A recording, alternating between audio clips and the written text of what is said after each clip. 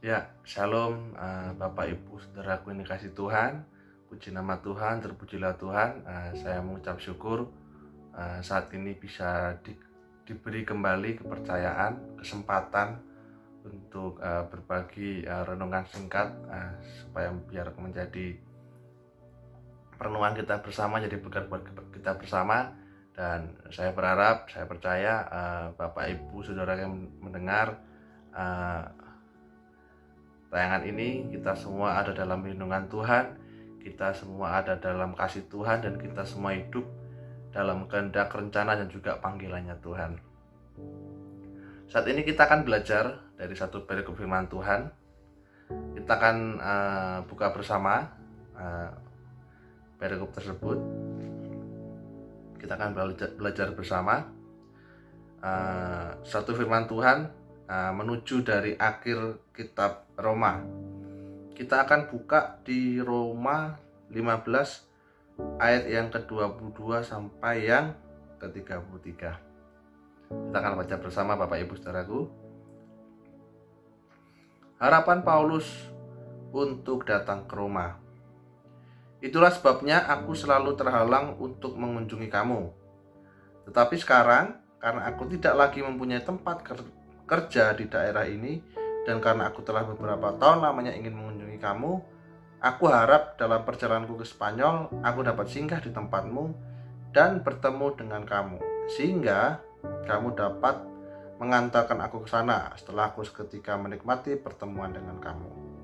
Tetapi sekarang aku sedang dalam perjalanan ke Yerusalem untuk mengantarkan bantuan kepada orang-orang yang kudus. Sebab Makedonia dan Akaya telah mengambil keputusan untuk menyumbangkan sesuatu kepada orang-orang miskin di antara orang-orang kudus di Yerusalem. Ayat ke-27, keputusan itu memang telah mereka ambil, tetapi itu adalah kewajiban mereka. Sebab jika bangsa-bangsa lain telah beroleh bagian dalam harta rohani orang Yahudi, maka wajiblah juga bangsa-bangsa lain itu melayani orang Yahudi dengan harta duniawi mereka. Apabila aku sudah menunaikan tugas itu dan sudah menyerahkan hasil usaha bangsa-bangsa lain itu kepada mereka, aku akan berangkat ke Spanyol melalui kota kamu. Dan aku tahu bahwa jika aku datang mengunjungi kamu, aku akan melakukannya dengan penuh berkat Kristus. Tetapi demi Kristus Tuhan kita dan demi kasih Roh, aku menasihatkan kamu saudara-saudara untuk bergumul bersama-sama dengan aku dalam doa kepada Allah untuk aku, supaya aku terpelihara dari orang-orang yang tidak taat di Yudea, dan supaya pelayananku untuk Yerusalem disambut dengan baik oleh orang-orang kudus di sana, agar aku yang dengan sukacita datang kepadamu oleh kehendak Allah beroleh kesegaran bersama-sama dengan aku. Allah sumber damai sejahtera menyertai kamu sekalian. Amin. Ya, puji nama Tuhan. Kita akan belajar satu perikop firman Tuhan Roma 15 ayat 22 sampai 33, berbicara judulnya kalau dalam Lembaga Alkitab Indonesia itu adalah harapan Paulus untuk datang ke Roma.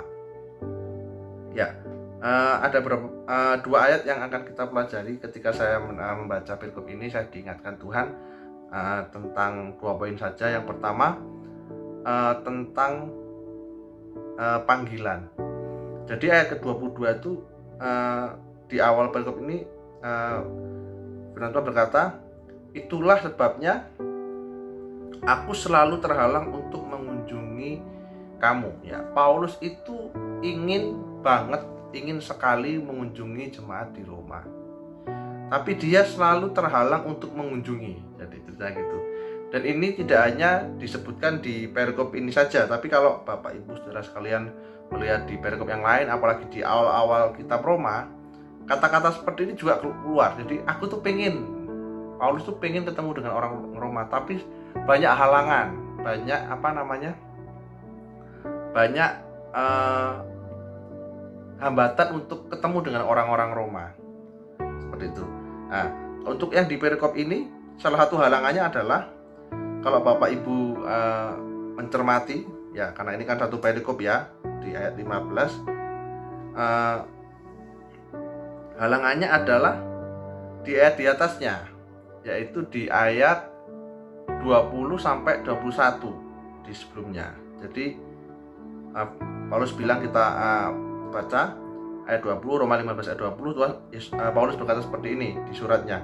Dan dalam pemberitaan itu aku menganggap sebagai kehormatan Paulus bahwa aku tidak melakukannya itu adalah pengabaran Injil, menyebarkan kasih Kristus, menyebarkan firman Tuhan, menyebarkan kabar baik itu, melakukannya di tempat-tempat di mana Kristus telah dikenal orang, supaya aku jangan membangun di atas dasar yang telah diletakkan orang lain. Tetapi sesuai dengan ada tertulis, mereka yang belum pernah menerima berita tentang Dia akan melihat Dia, dan mereka yang tidak pernah mendengarnya akan mengertinya. Ayat 20 dan 21. Ayat 22, itulah sebabnya aku selalu terhalang untuk mengunjungi kamunya itu adalah jemaat di Roma. Bapak Ibu, saya mau berbagi, Paulus itu adalah salah satu rasul yang dipanggil unik. Karena apa? Ketika awal pelayanan rasul-rasul awal, Petrus, Yohanes, Yakobus, dan banyak hal, Paulus itu dia mengambil satu tempat, satu peperangan, satu bagian di mana dia rasul untuk orang-orang non-Yahudi. Dia sudah menaruh panggilannya. Dia benar-benar dipanggil untuk orang-orang non-Yahudi supaya bisa kenal Tuhan. Dan kalau kita boleh merenung, kita boleh sama-sama mengerti bahwa kita di tempat ini, untuk di Indonesia, ya, itu semua berkat jasanya Paulus. Karena waktu itu di awal pelayanan rasul-rasul itu nggak semua setuju untuk melakukan pengabaran Injil di luar Yahudi. Tapi Paulus memberanikan diri. Dia bilang, aku terbeban, aku terpanggil untuk orang-orang di luar Yahudi. Dan kita inilah bangsa-bangsa di luar Yahudi sampai akhirnya ke ujung bumi, orang bisa mengenal Tuhan. Itu adalah buah karya dari pelayanan Paulus. Kita sebenarnya patut, kalau baca perikop firman Tuhan ini, kita patut berterima kasih oleh seorang Paulus karena dia terbeban untuk mengabarkan Injil di luar non-Yahudi. Kalau misalkan dia waktu itu rasul-rasul hanya terbeban untuk orang Yahudi, ya mentep di Israel aja waktu itu, nggak akan orang tahu berita tentang keselamatan di dalam Tuhan Yesus. Dan Paulus mengambil beban itu. Dia terhalang karena apa? Dia benar-benar terbeban untuk orang-orang yang benar-benar belum pernah mendengar nama Tuhan.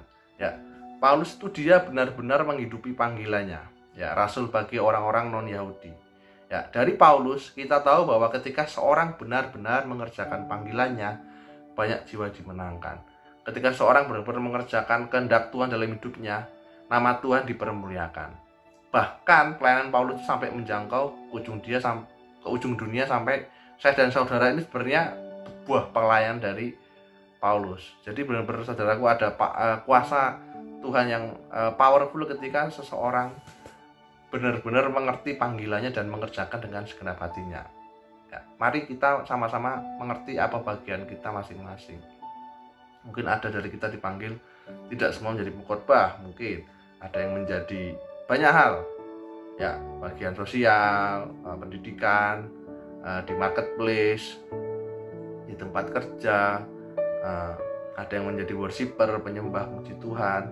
Kita semua dipanggil ya jadi worshiper, tapi bagian kita masing-masing. Kalau benar-benar kita mengerti panggilan kita mengerjakannya layaknya Paulus, benar-benar powerful.